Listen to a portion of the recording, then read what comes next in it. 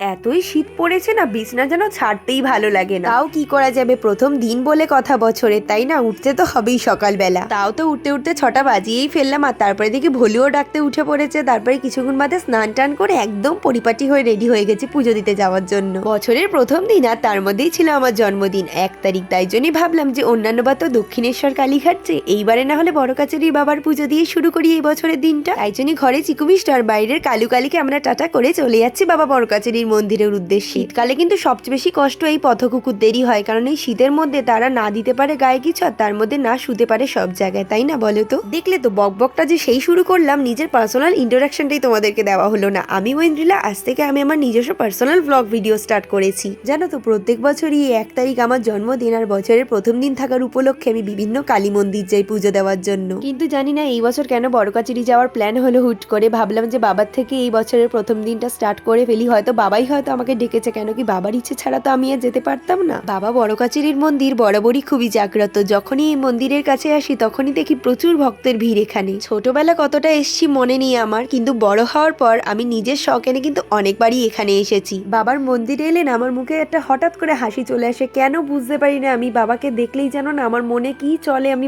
মনের কোনো ইচ্ছাই বাবাকে বলতে পারি না, হয়তো বাবা এমনিই শুনে নেয়। আজকে কিন্তু আমি একা আসিনি, সঙ্গে করে মাকেও নিয়ে এসেছিলাম। মাই বললো যে চল তাহলে আমিও যাই। মা কোনোবারই আসে না, আমি একাই আসি বাবাকে পূজা দেওয়ার জন্য, কিন্তু মাও বললো যে চল তাহলে এই বছর আমিও যাই। মন্দিরের বাইরেটা হালকা ফাঁকা থাকলেও ভেতরটা কিন্তু একদম জম্পেশ ভিড়, আর তার মধ্যে পেছনে ভক্তরাও রয়েছে অনেক, যারা এখনো পুজো দেওয়া হয়নি। মন্দিরের যে কতই ইতিহাস আছে সেটা হয়তো আমি এখনো জানি না, কেন কি যতবারই আমি মন্দিরে যাই মন্দিরের আমি নতুনত্ব ইতিহাস শুনতে পাই। এই যে গ্রিলের মধ্যে বাঁধা যে কাগজগুলো দেখতে পাচ্ছ, সেই ব্যাপারেও আমি জানতাম না। হঠাৎ করে একদিন আমি মন্দিরের যেখান থেকে আমি ডালা কিনি সেইখানেই জিজ্ঞাসা করি, সেইখানকার দাদুটাই আমাকে বলেছিল যে এর মধ্যে দূর দূরান্ত থেকে যারা মানুষরা আসে তারা নিজেদের মনের ইচ্ছাগুলো এর মধ্যে লিখে তারপর গ্রিলের মধ্যে টাঙিয়ে দিয়ে চলে যায়। যাই হোক, এইটা শোনার পরে আমার একটু ইচ্ছা হলো যে আমিও টাঙিয়ে দিয়ে আসি ওরকম ভাবেই। কিন্তু বিশ্বাস করো, আমার কিন্তু এই টাঙানোর চাইতে বাবাকে যখন আমি মুখে মুখেই বলে দিয়ে আসতাম যে বাবা আমার এটা চাই ওটা চাই, সেটাই কিন্তু তাড়াতাড়ি ফলতো। এই যে বলে না বিশ্বাসের ওপরই সবকিছু, বাবাকে আবার লিখে বলে দিয়ে আসতে হয়। বাচ্চাদের মনের কথা তো বাবা মা এমনি বুঝে যায়, তাই না বলো তো? পুজো টুজো তো সুন্দরভাবে দেওয়ার পরে আমরা চলে গেলাম পেট পুজো করার উদ্দেশ্যে। মন্দিরের যেখান থেকে আমরা ডালা কিনিস তার পাশেই কিন্তু এই খাবারের দোকানটা। প্রত্যেকবার যখন আমি আসি আমি কিন্তু এইখান থেকেই খাই। এখানকার যে মটরশুঁটি বা হিঙের কচুরি খুব টেস্টি হয় খেতে, তাই জন্যই আমরা 2 প্লেট করে মটরশুঁটির কচুরি নিয়ে নিলাম। তোমরা তো দেখতেই পেলে, মা কিন্তু প্রথম গ্রাসটা আমাকে যখন খাওয়াচ্ছিল